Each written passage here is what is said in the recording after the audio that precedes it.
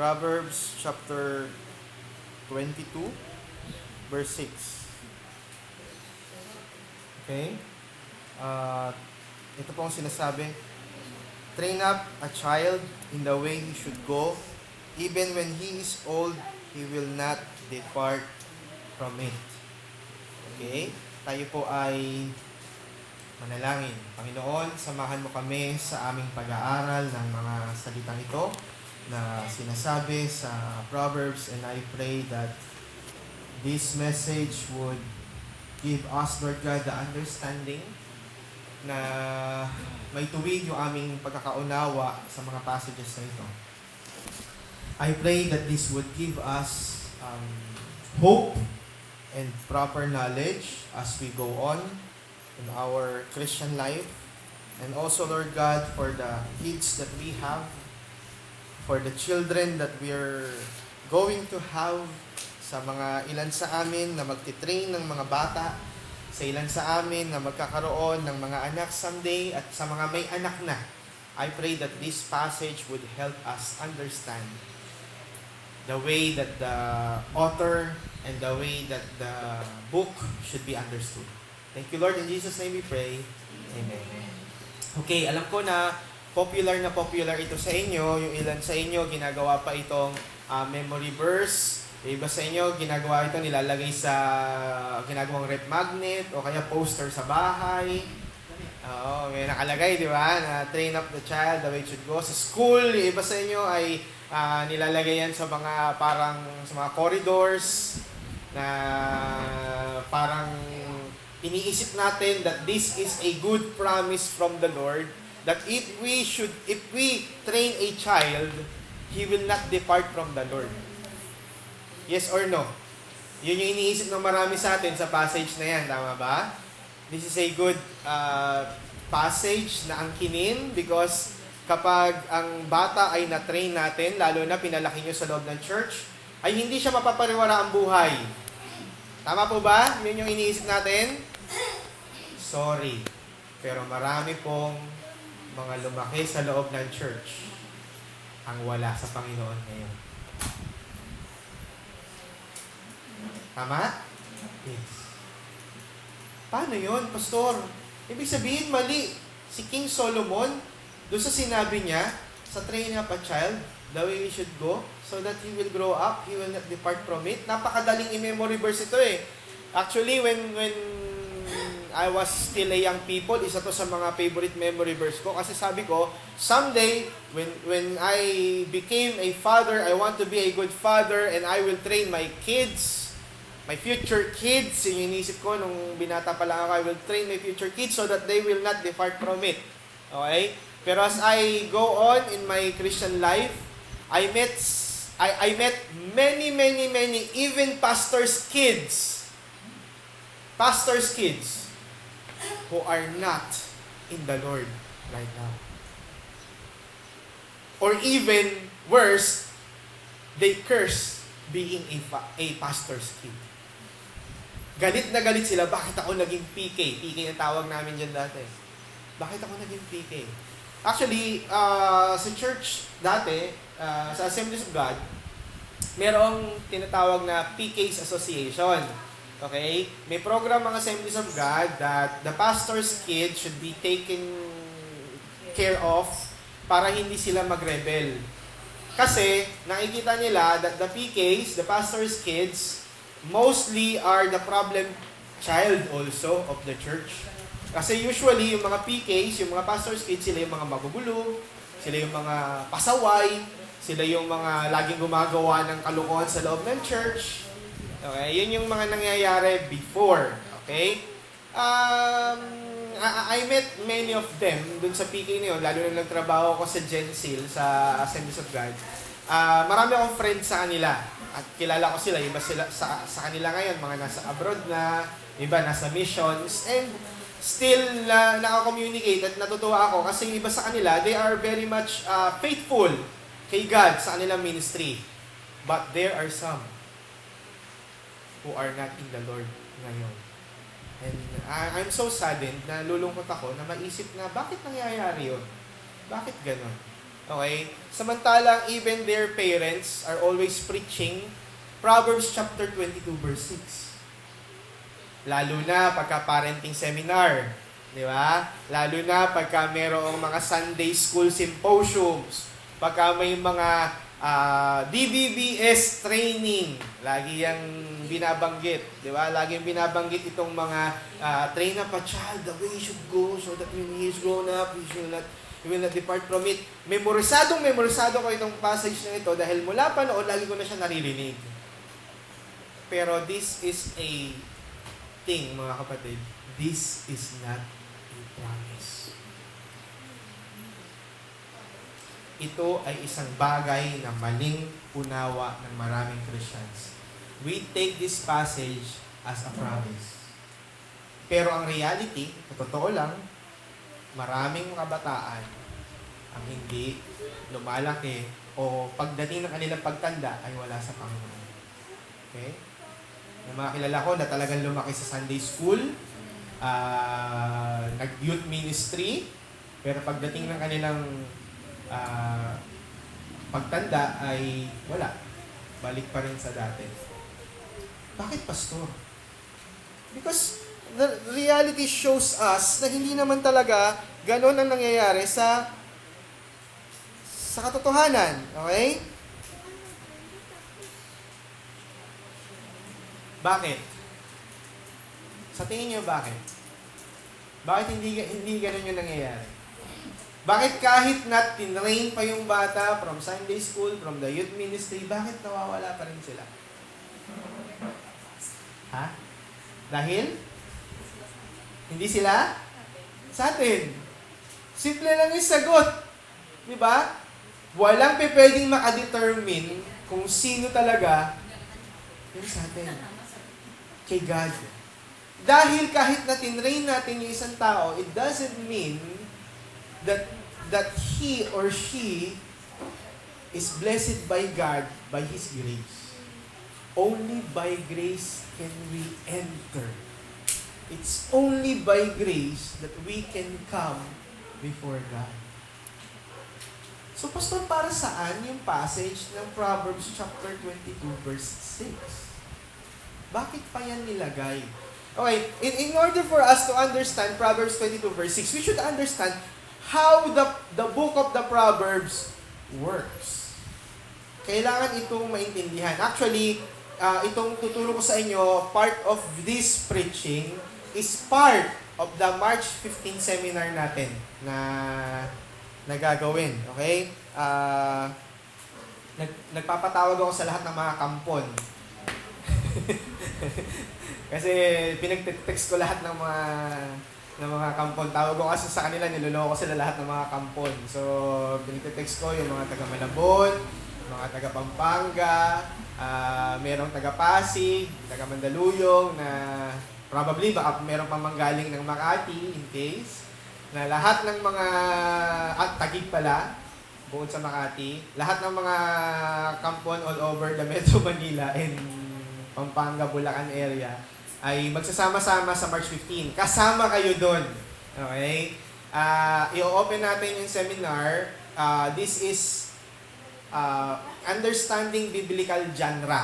Paano ba natin iintindihin yung bawat part ng Bible? Halimbawa, yung mga stories sa Bible.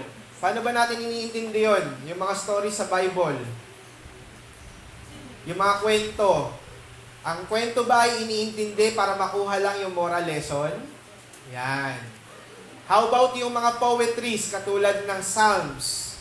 Paano natin yan iniintindi? Tandaan ninyo that Psalms are songs. Di ba? Kapag nakarinig ba kayo ng pag narinig niyo yung pusong bato, di ba? Ano bang effect?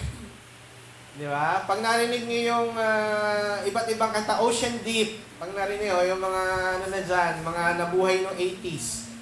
Pag narinig niyo yung Ocean Deep, di ba?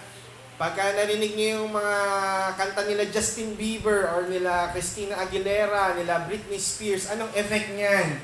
Psalms are also songs. And how should we interpret songs? Di ba? Importante yun. Proverbs. How should we interpret Proverbs? Mamaya i-explain ko sa inyo. Ang mga book of the prophets, paano niyo i-interpret ang prophets? May mga nakikitang dragon, may nakikitang mga wheel na iba't ibang ilaw. Ang sabi doon, ano ba yun? UFO ba yun? Yung nakita ni Ezekiel na mayroong bilog na iba't ibang ilaw? Flying saucer ba yun, Pastor? Kasi bilog daw sa kalangitan, tapos may iba't ibang ilaw. So, flying saucer yun. Okay? Tapos, yung mga kabayong lumilipad, helicopter po ba yun, Pastor? Okay, i-interpretin natin. Paano ba yan i-interpret? Ganun po ba ang pag-interpret niyan? Okay, yung mga Gospels, paano ba ini-interpret ang Gospels? Dapat ba hiwa-hiwalay sila o dapat sama-sama sila? Yung mga sulat o yung mga epistles, paano ba ini-interpret ang epistles? Okay, dapat ba nating intindihin sa panahon natin o sa panahon nila? Dapat ba nating malaman saan sila nakatira, yung mga sinulatan, o hindi naman? Importante pa ba yun o hindi? Yung Revelation, Pastor, paano ba natin i-interpretin ang Revelation? Interpretin ba natin ng literal na talagang babagsak yung mga apoy? Talagang magkukulay dugo ang dagat? Talaga bang mahahati ang mundo into yung 1/3 na lang ang matitira sa mundo? Yun ba talaga yon? Okay? So, talaga bang ibubuhos yung bowl? Talaga bang merong trumpets na maririnig? Yan. Yun yung i-interpretin natin. How we should interpret the different parts of the Bible. Ang tawag po dyan ay genre. Sa music, may genre. Tama ba? May genre ang music. Ano yung mga genre ng music? Pwedeng pop, pwedeng rock, pwedeng classical, ballads, iba't iba, rap, alternative. Yung genre, ito yung uri ng pagkakasulat ng tema ng isang kanta. Okay? So, sa genre po, nagpapalit-palit yung tema, nagpapalit-palit rin ng kultura, nagpapalit-palit din ng effect. Bibigyan ko ng example. Okay? Ang classical music is one of the genres na madaling makatulong, lalo na sa mga nagbubuntis, mga nag-aaral, at mga gustong ma-relax. Di ba? Kaya lang, maririnig nyo lang yan sa 98.7, I think, sa The Master's Touch. Hindi Melo Touch, Master's Touch. Yan yung FM ng FEBC. So, alam niyo yun, yung puro nga ganun lang yung tugtog. Okay? Pagka narinig niyo yun, ako nung college ako, review lang. Yun yung pinakikinggan ko sa madaling araw kasi it stimulates the mind. Okay? Tapos sa mga nagbubuntis, maganda rin yan na pakinggan kasi yung naririnig ng nanay, nakakatulong din yun sa pag-develop ng sanggol na nando sa sinapupunan. So, studies says that classical music helps. Ngayon, if you want to be cultural-minded, if you want to be aware sa kapaligiran, noong 1980s, na uso yung Pinoy rock, ang tawag bato. Okay? Ang usong mga kanta nun, sila Sampaguita, sila Heber Bartolome, Asin, yung mga isip mo'y unti-unting nawawala, nanilito. Mga ganun, okay? Yung mga yung isang kahig, isang tuka, ganyan kaming mga duka. Yan yung usong cultural songs noong 1980s that shows what the Philippine culture is. Pero napasay na yon. Napasay na yung genre na yon, yung bato. Genre ng bato, yung panahon ng mga Juan de la Cruz Band. Ay, napasay na yon, medyo nalakus na. What cultural music right now is sa Philippine culture, ang sikat ngayon is yung rap na tinatawag. If you would hear Glock 9 or sila Abra, yung mga sikat na mga na rappers ngayon, yung tipong ano ba yun? Ano yung kanta ni Glock 9 na yung maraming ininyero sa amin pero wala na sila, nag-a-abroad sila, di ba? Bakit? Kasi gusto lang yumaman. This genre shows what is happening in the culture. Okay? Pero kung gusto niyo namang ma-inlove, ano naman ang pakikinggan nyo? Depende sa love songs. Okay? Depende sa love songs. Love songs has different genres also. There are love songs na breaking heart, yung dinudulot niya. Meron namang nakakapagpa-in love. Okay? Starting over again. Parang Piolo and Tony Starks. Si Samin. Starting over again, di ba? Yung mga love songs na nakakapagpa-build up, may mga love songs na nakakapagpa-down. Okay? Aalala ko nung 1990s, merong isang kanta na naging dahilan ng dalawang suicide. Okay? Alam niyo yung kanta na And If You Leave Me? And if you leave me, wala nang buwan. That song caused 2 suicides noong 1992. Okay? 1992, naging yun. Tama, 1992, sumikat yung kanta na yun, And If You Leave Me.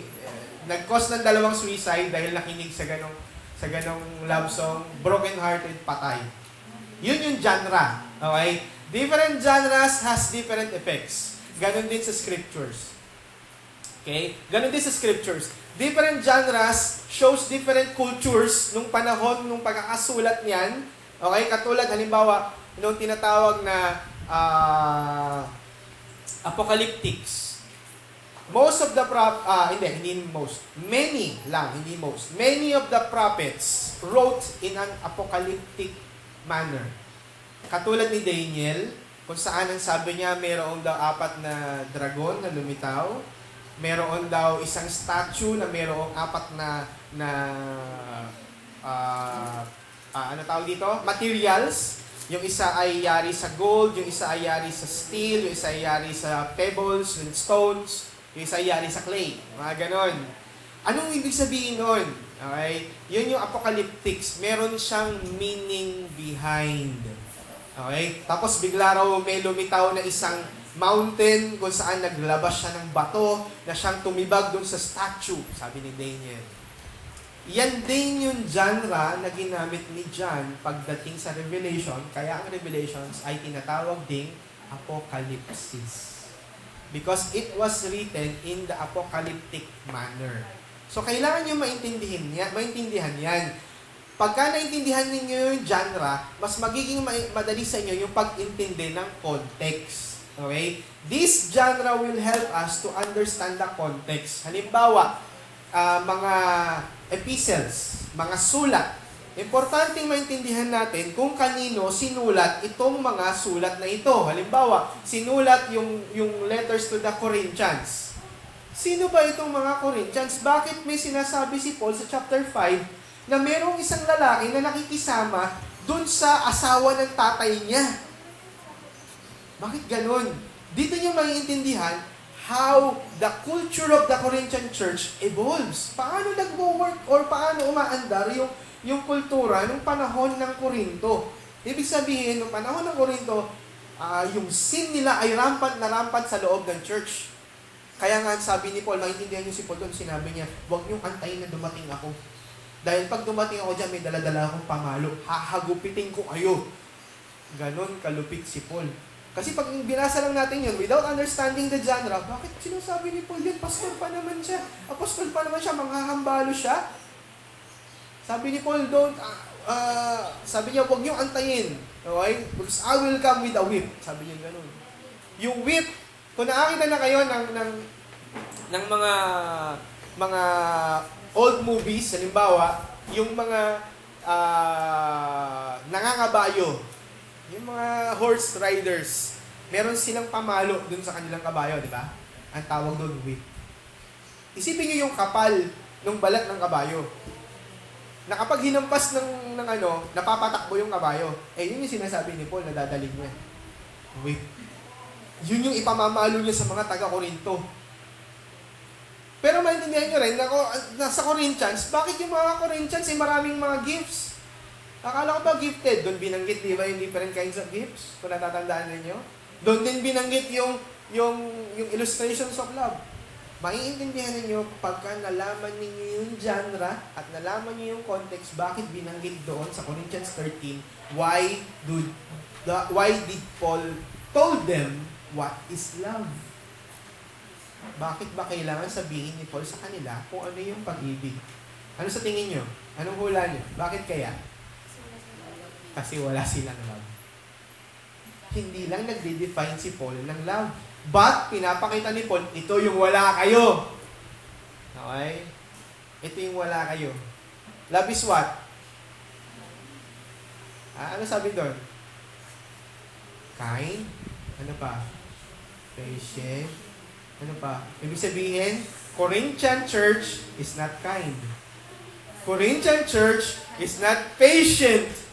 Corinthian church doesn't know the real meaning of love. Yet they profess that they are gifted. Mga matataas ang ereng church. Doon nyo yun maintindihan when you understand the genre. So, sa March 15, ay iniimbitahan ko po kayong lahat. Let's gather together. Doon tayo sa J.C. Wallim Christian School. At we will have time. Pagkakasyahin natin sa buong araw from 9 to 5 na maintindihan natin yung different genres ng scriptures. We will group the Bible, the 66 books, into different genres. Halimbawa, ang Torah, paano yung intindihin? The stories, the narratives, the poetries, Psalms, the Proverbs, paano yan? The prophets, yung Gospels, Epistles, etc. Lahat ng mga pwede nating i-discuss. Tapos magkakaroon din tayo ng questions and answers para dun sa, kasi sigurado ako na magkakaroon kayo ng mga questions dahil yung mga dati nyong intindi sa pag-interpret ay mabubulabog. Okay? Bubulabugin natin yung mga pagkakaunawa ninyo at susubukin nating, pipilitin nating itama according to the scriptures. Okay, so ano ngayon ang Proverbs? Paano natin maintindihan yung Proverbs 22 verse 6?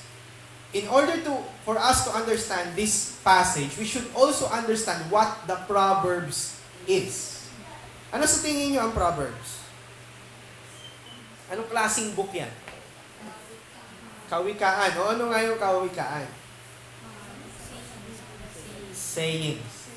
Noong 1980s, merong kanta ang Apo Hiking Society. Salawikain. Yung kawikaan ay hindi po common sa mga Pilipino. What common to the Filipinos are salawikain. Diba? Sabi doon sa sa kanta ng Apo Hiking Society, kapag ang lalaki may bigote, maraming babae.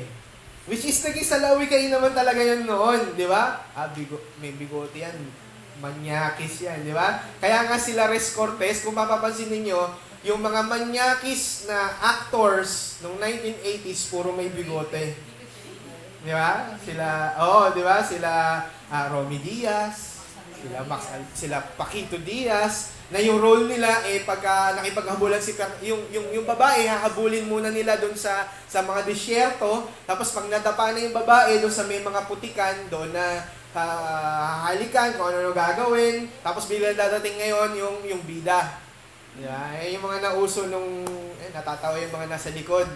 Throwback Sundays tayo, balik tayo sa mga yung mga panahon na nauso pa si Panday.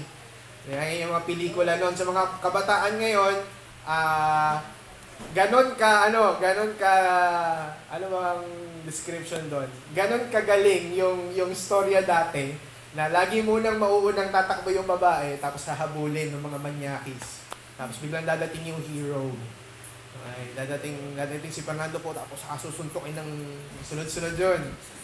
Tontuwa na yung mga Pilipino na habang nanonood ng sine. Ayan na. With matching sigawan pa.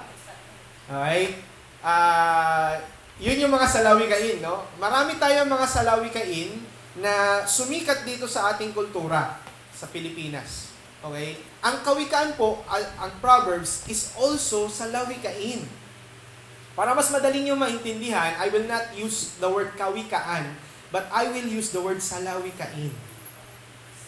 Di ba? Mas madaling nyo maintindihan kapag sinabing salawikain. Pinag-aaralan ito sa schools, although yung mga bata ngayon doesn't notices or doesn't enjoy salawikain anymore. Okay? Nung mga matatanda nung araw, they always use salawikain. Okay? Meron silang mga kasabihan. Okay? Mga kasabihan. salawikain or kasabihan doesn't mean na, ano ba tawag natin ngayon, yung mga, halimbawa, may dumang itim na pusa, pamahiin. Iba ang pamahiin sa salawikain. Okay? Ang pamahiin are, ano English nun?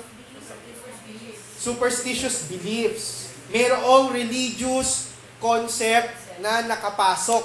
Salawikain is fruit of observations by those who are elders kasi na-observe nila yan habang tumatagal. Okay, bibigyan ko kayo ng mga example. Though it doesn't always comes true. Pag ang babae nagbuntis at gumaganda, okay tayo nyo? Diba sa lawikain yon? Yan ay mga kwento-kwento na hindi laging totoo.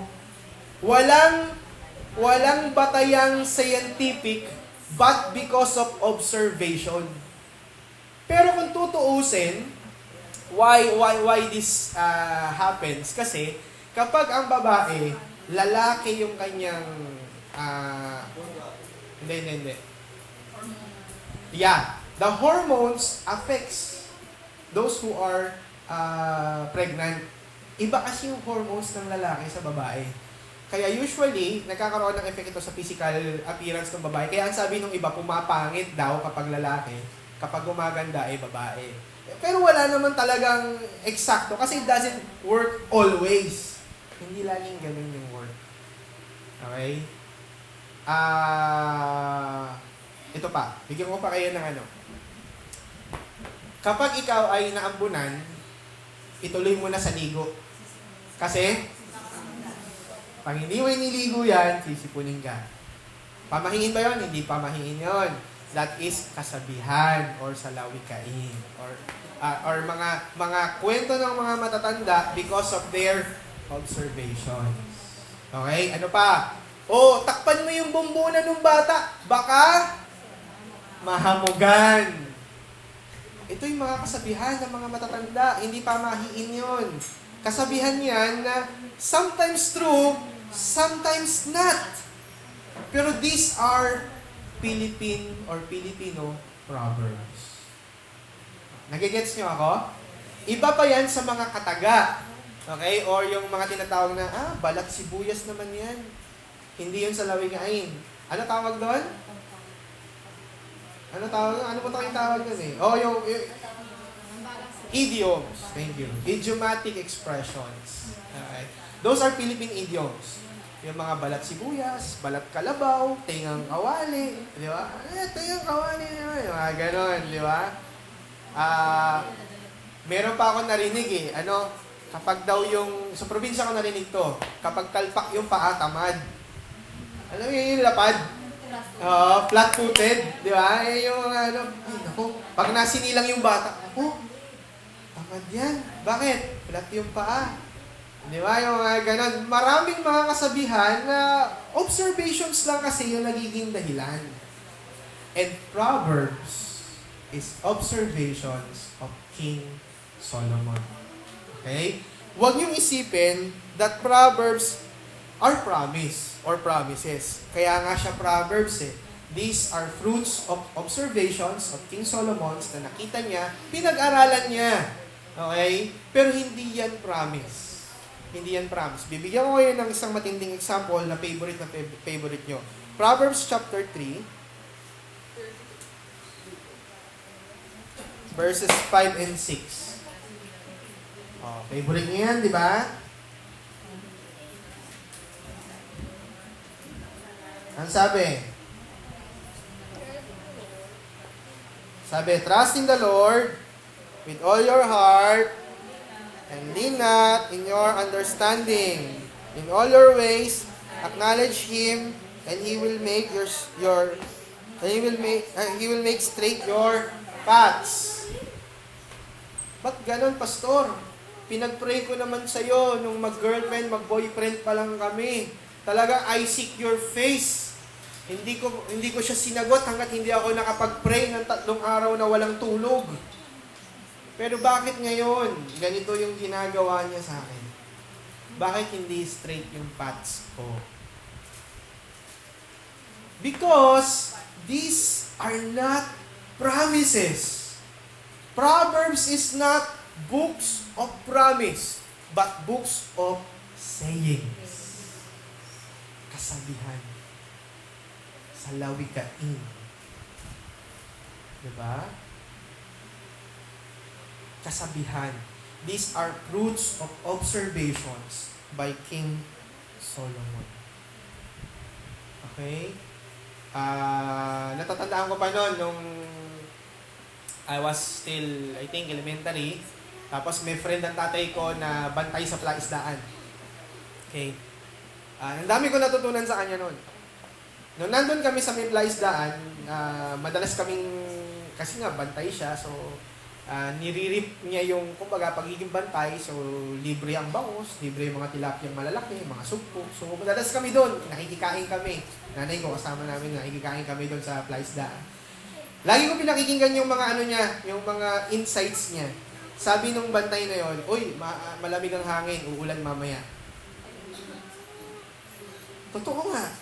Malamig yung hangin, uulan nga. Okay? Tapos pag minsan naman, kinakantsawan ng tatay ko, "Bakit wala kaming walang isda ngayon?" Kasi kagabi, ang buwan, ganito ganyan-ganyan Mahirap umuli. Observations yun. Mga bagay na nasa paligid na ino-observe nila na nakakatulong para sa kanilang pang-araw-araw na pamumuhay. Tama ba? Meron kayong ganon. Diba? Ako, halimbawa, ganito. Kapag Martes, sigurado ako, jam pack ang MRT. Martes at Huwebes. Mas mahirap mag-MRT ng Tuesday at Thursday kaysa sa Monday.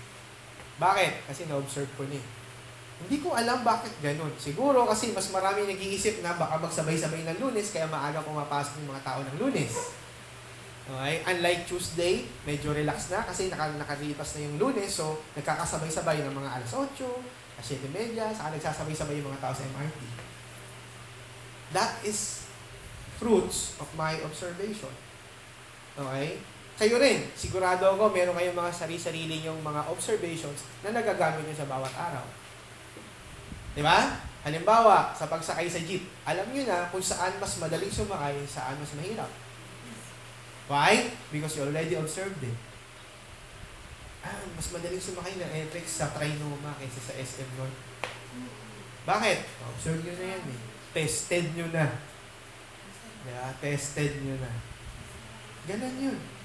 Diba?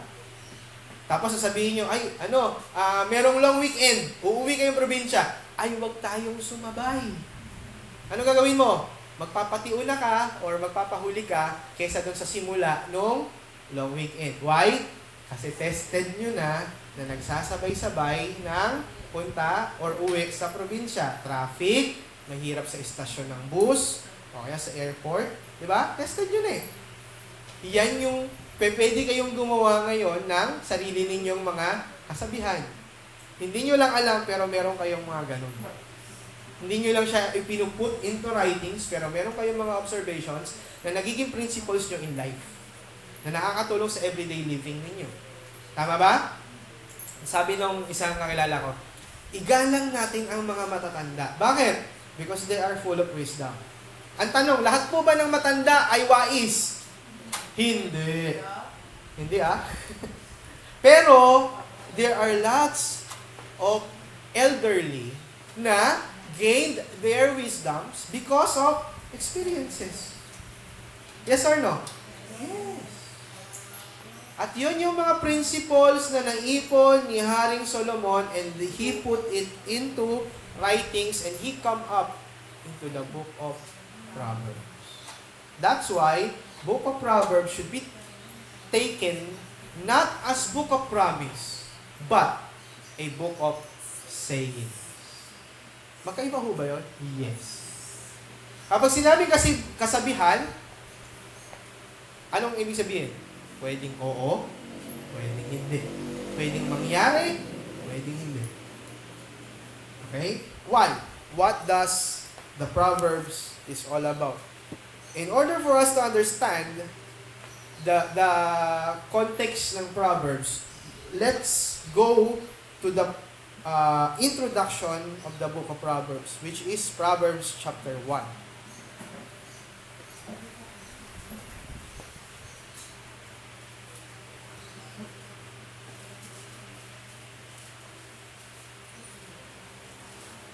Tingnan ninyo.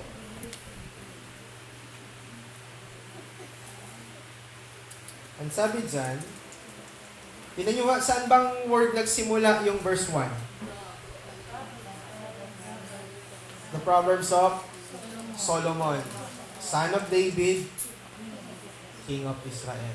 Anong sabi ng verse 2? To know wisdom and instruction, to understand words of insight, to receive instruction in wise dealing, in righteousness, justice, and equity, to give prudence to the simple, knowledge and discretion to the youth. Meron ba dyan sinabing to assure promises? Wala eh. Walang sinabi dyan to give promises in life. Ang problema, tinitake ng maraming Christian ang Proverbs as a promise. Di ba? Tinitake natin ang poetry, especially ang Proverbs, as promise. But what is the purpose of the book of Proverbs? Okay? Una, dapat niyo intindihin. Lagay niyo to sa isipan niyo at sa puso niyo. Saksak natin sa ating mga kaisipan. Proverbs, the book of Proverbs is not a book of promise. Yun yung number 1. Okay? Number 2, book of Proverbs is a product of observation of King Solomon. So ito ay nalimitahan sa obserbasyon ni King Solomon. Kung ano yung nakita niya throughout his life, yun yung sinulat niya. Actually, sabi nga ng marami, ng mga scholars, nasulat daw ang Proverbs nung kanyang youth. After, nauna muna yung Ecclesiastes, yung panahon ng kanyang Songs of Solomon, Songs of Solomon, nauna muna, na isulat yon kasi yun yung panahon na kung kailan siya umiibig, dumami yung kanyang mga labing-labing nun, di ba? Ilan yung asawa ni Solomon? Ilan? 700, and ilan yung concubines? 300, so total, mga 1,000. Throughout his life, mga 1,000, yung babae niya. Okay? So, yun yung panahon na umiibig siya, nasusulat niya yung Songs of Solomon. Okay? After nun, nung medyo nagmamature na siya, because of his observations, naisulat niya naman yung Book of Proverbs. Pero, nung tumanda na siya at nagkaroon na siya ng realization, naisulat niya naman yung Ecclesiastes. Doon niya nasabi yung honor the Lord the days of your youth. Doon niya na-realize na marami rin siyang nagawang mali. Marami siyang nasayang na panahon. Okay? Kaya kailangan niyang bumalik sa Panginoon. Yun yung sinulat ni Solomon nung malapit na siyang mamatay. Okay? So, Book of Proverbs is the prime of his life. Ito yung kapanahunan na talagang naghahari ng matiwasay na matiwasay si Haring Solomon. Walang kumukontra sa kanya. Peaceful ang buong Israel. Walang war na naganap. Yumaman ng Israel kahit walang nag-abroad. Okay? Wala silang OFW pero ang yaman ng Israel. Di ba? Ang stock market nun ay hindi kumikita kasi hindi kailangan mag-invest ng mga tao. Kasi kusa silang yumayaman. Okay? Hindi kailangan ng bangko. Okay? Hindi kailangan ng bangko. Kasi ang bangko, ang akala nyo lang ang bangko ay taguan ng pera. Okay? Pero sa totoo lang, nung panahon ng 80s at 90s, ang bangko po ay taguan ng pera ng mahihirap. Okay? Pero kuhanan ng pera ng mayayaman. Kasi dito umuutang ang mga mayayaman para pang-invest sa kanilang mga negosyo. Habang tinatago nyo, iniisip nyo na safe yung pera nyo, pinag-iinteresan niya ng mga mayayaman. Turo sa amin sa banking and finance na yung nangyayari sa banking industry, kapag daw ang isang bansa ay maraming bangko at maraming umuutang, yan yung panahon na ang bayan ay hindi ganun ka-stable kasi kailangan ng pera ng kapital. Pero kapag ang mga negosyo ay maunlad, hindi kailangan ng bangko. Walang mangyayari. Tatago nyo lang pera nyo. Paano kikita yung pera nyo pag nagtago kayo doon? Yun yung nangyayari ngayon. That's why, walang masyadong interest. Magkano lang ngayon ang interest sa Sa bangko? Point. Ganun kaliit, di ba? Point na lang. Point. Kaya nga, hindi man lang 1%. It is on the point pa. Samantalang naabutan ko when I was still in BPI, I think mga nasa 2%. Naabutan ko pa yon. Hindi, naabutan ko nung nag-practicum ako. I think 2 or 3% pa naabutan ko. Ngayon is point something na lang. Wala nang 1. Tataksan pa yon.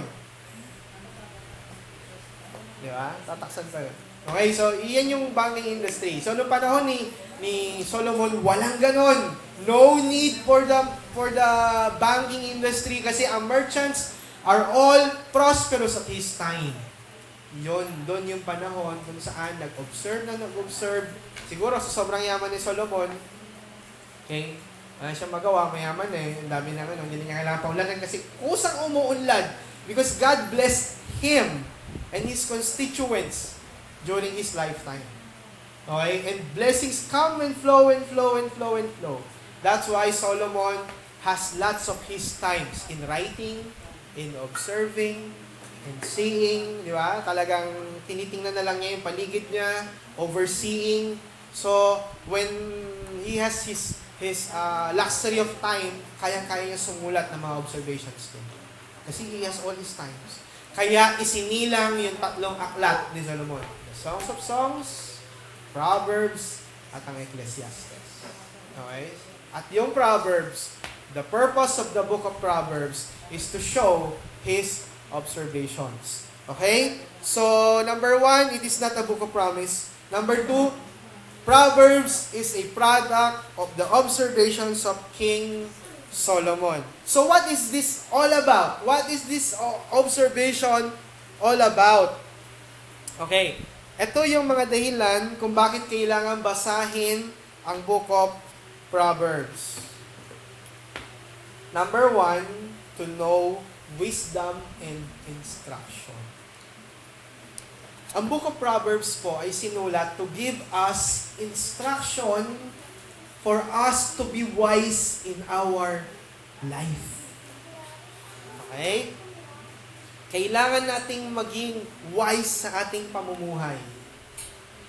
Yan din yung dahilan kung bakit binanggit na train up a child the way he should go.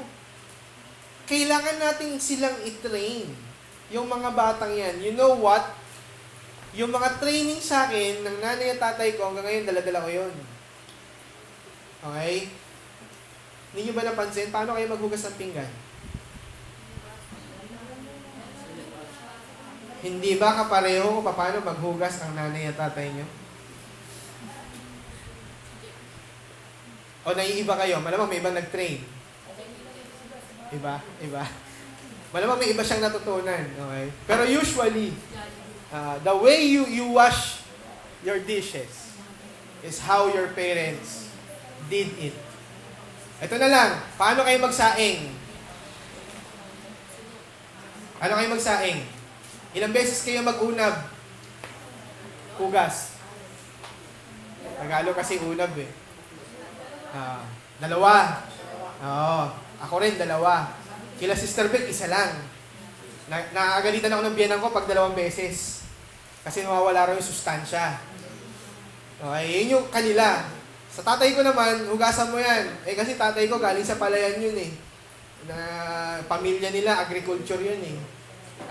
Sabi ng tatay ko, hugasan mo yan. Kasi yung palay, nakakalat lang yan sa kalsada, magulong-gulungan yan, natatapangan yan ng kung sino-sino. Tapos kinikis-kis lang yan doon sa kiskisan. Kaya marumi yan kung tutuusin. Kaya dapat hugasan ng maayos, especially kapag nagbubukbok, yung nagpa-powder. Diba? Kaya kailangan hugasan. Magkakaiba tayo ng training.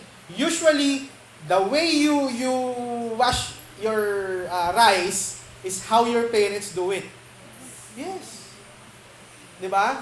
And the book of Proverbs, the reason why the book of Proverbs was written is for us how to live wisely. Instructions for having a wise life. So if we would train up our children the way they should go, they will not depart from it. The way you train them is how they will grow up. Hindi ito assurance that they will be godly. But the way you train them is how they will do their life on the future. Yes or no? Lalo na sa mga may anak na, sa Sister Vital. Nakikita nyo ba kung paano nyo tinrain yung mga bata? Ganon sila namumuhay ngayon? Di ba? Pag tinrain nyo yung mga bata na dapat lagi nakaligpit yung higaan, hindi mapapakali yan hanggat hindi nakaligpit. Di ba? Pagka hinayaan nyo yan na lumaki na nakatambak lang yung higaan yan, hindi inaalis yung kulambo, lalaki yan. Hanggang paglaki yan, hindi nakaalis yung kulambo niyan. Diba? Yes or no? It helps. Tama? Pag lumaki yung bata, tinuruan nyo yung bata na bago kumain, naguhugas ng kamay, hanggang paglaki niyan, maghuhugas ng kamay yan. Tama? Tingnan nyo, yung mga tinuruan nyo na mag-pray bago kumain. Diba? Hindi makakain hanggang di nagpe-pray. That is how the book of the Proverbs is showing us. If we would train the child, they will grow up with that training. Hindi assurance na magiging godly, yet how you train them helps. The training helps. It only helps. Pero hindi yan magdedetermine ng future. Magkaiba yon. Okay? Yung future ay hindi po natin madedetermine. But the training will help them as they grow. How you teach the little children, they dress. Diba? Ito na lang. Sa mga bata, anong una niyong sinusuot sa t-shirt? Ulo o kamay? Ulo. Pero bakit may nakikita tayo? Una muna, braso. Saka pa lang ulo. Hindi nyo man napapansin yun? Diba? Braso muna inuuna. That is how they are trained. Minsan macho nga yung dating nun eh. Lalo na yung mga sa TV, di ba? Mga macho, inuuna muna yung mga braso. Saka pa lang, macho yung dating. Pero usually yung mga, mas marami sa tingin ko ang ginagawa, binibilot muna yung damit, susuot yung ulo, saka pa lang hahanapin yung braso. Okay? Alam niyo ano problema doon? Hindi lang yon. Napapalipit minsan yung manggas. Saka yung manggas, yung suotan ng kamay. Di ba? Kasi inipit nyo muna eh. Okay? Hindi nyo pansin may mga batang hirap na hirap kasi palipit yung damit. Di ba? Yung advantage nung ito muna yung una, secure ka na kasi ulo madali na lang. Madalas we use yung ulo muna. Okay? Wisdom. Di ba? Simple wisdom, simple knowledge, pero it helps. Helps. Di ba? Parang yung sino sa inyo kapag nagpapakulo ng karne, naglalagay ng tinidor sa loob ng kaldero o kaya ng kahoy ng posporo? Yung iba yelo. Di ba? Tatanggalin mo yung syempre yung sulfur noon. Yung kahoy lang. Oo, ang dami ko nang nakilalang matanda na gano'n ang ginagawa sa pagpapakulo. It is fruit of their observation na mas mabilis lumalambot kapag merong kahoy ng posporo. Oh. Yung iba, tinidor. Kasi additional steel sa loob. Additional heat yung nabibigay. Yung iba naman, ginagawa nila, sinususpend yung heat. Nilalagyan nila ng yelo sa ibabaw para yung heat compress doon sa gitna, sa loob. Oh, pero ang pinakamadali, pressure cooker. Di ba? Wisdom. Okay? Save time, save gas. Okay? Bili kayo pressure cooker. Mas yun, mura lang naman. Hindi na ganun kamahal ang pressure cooker ngayon. Noong 80s, mahal ang pressure cooker. Pag naka-pressure cooker ka, yaman mo. Ikaw lang yung nakakapag-crispy pata, nakakapag-bulalo. Okay? Pero ngayon, hindi na. Meron ng slow cooker, merong crack cooker, merong pressure cooker, rice cooker, lahat na lang yan. Merong cooker. Okay. Ano pa? Bukod sa observations, bukod sa instruction or wise instruction, ito pa, to understand words of insight. Hindi lang siya nag-uutos ng mga dapat mong gawin, but binibigyan ka rin niya ng tamang pagkakaunawa sa bagay-bagay. Okay? Ang Proverbs will help us to understand things. Dahil nga, observation yan. Okay?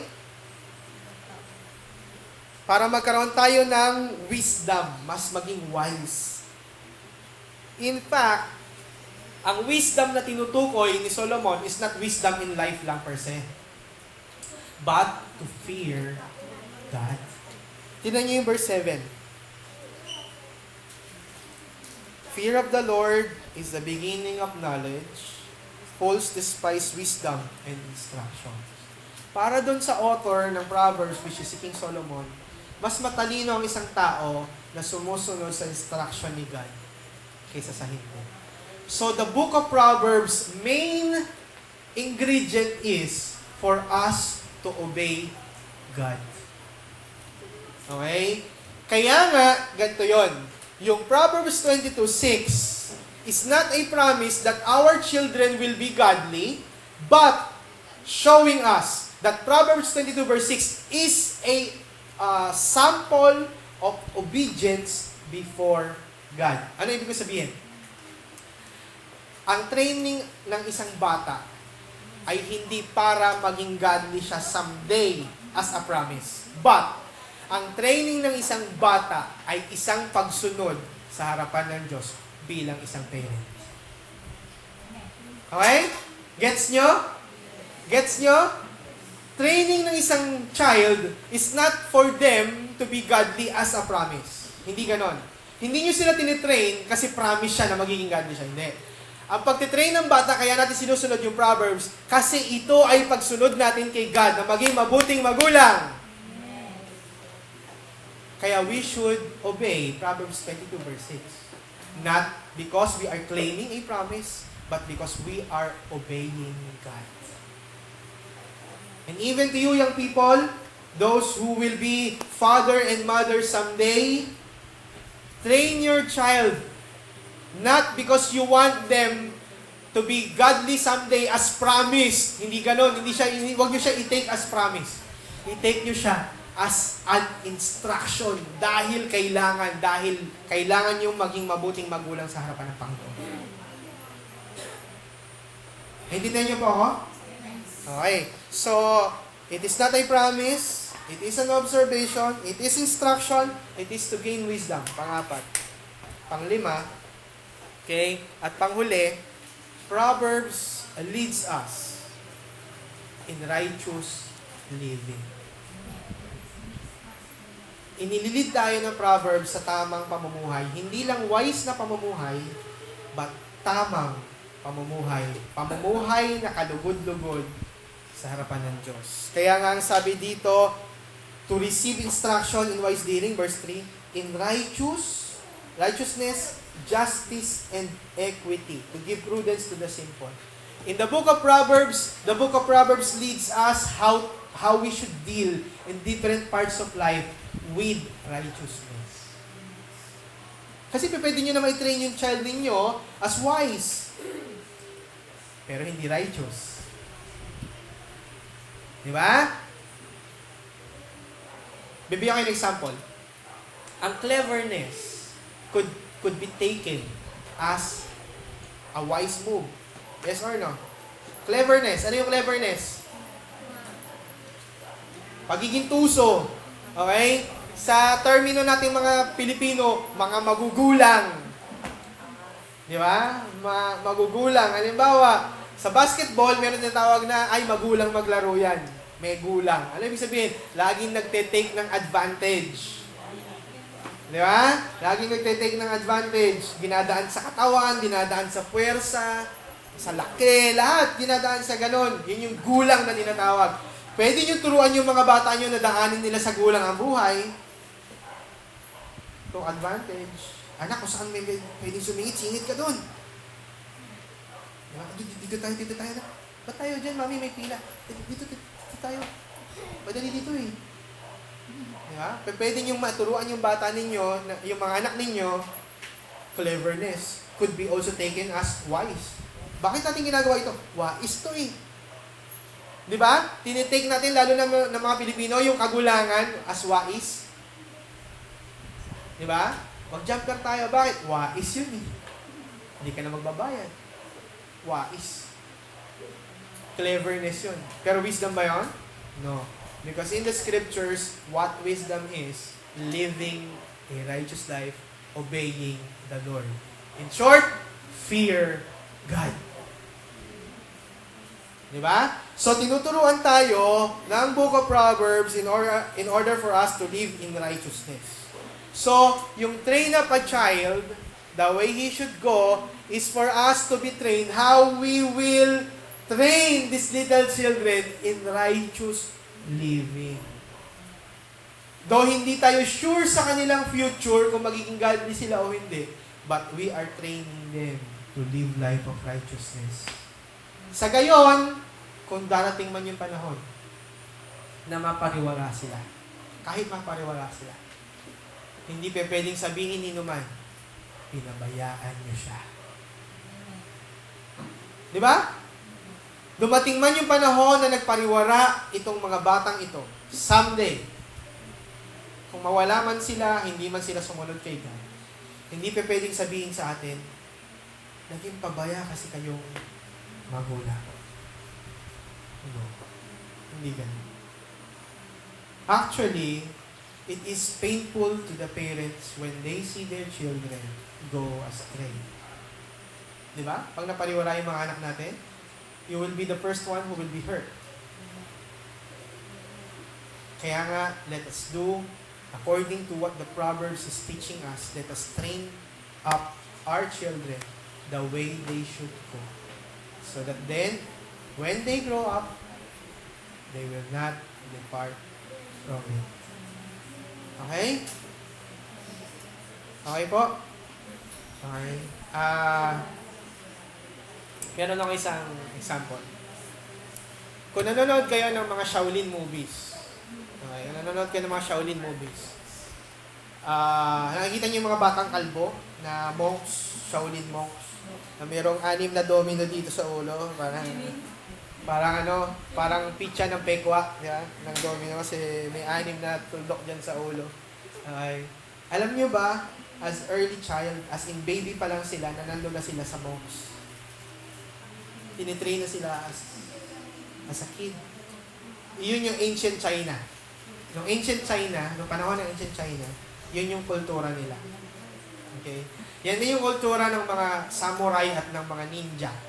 Okay? A born ninja will grow as ninja. A born samurai is also will grow samurai.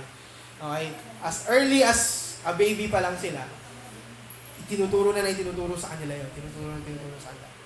Yung mga Muslims, when the baby was born, okay, ibubulong kaagad sa kanila, si Allah ang iyong Diyos at si Muhammad ang iyong propeta. As early as the baby was delivered, i-whisper na kaagad siya sa kanila. Ganon katindi yung kanilang training.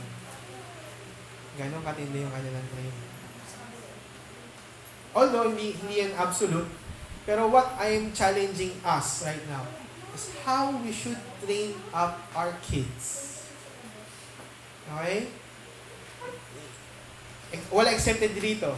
Okay? Wala accepted dito. Lahat tayo may mga inalagaang bata, kapatid, anak, estudyante. Lahat tayo mayroong responsibility sa mga young ones. And how we train them, how we pass on our learnings to them really matters. Tama po?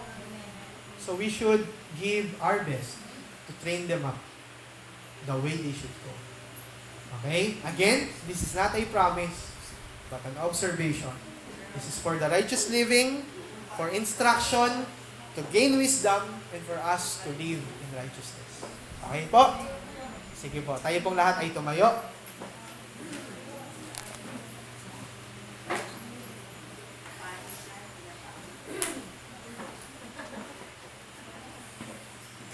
Tayo po ay lang.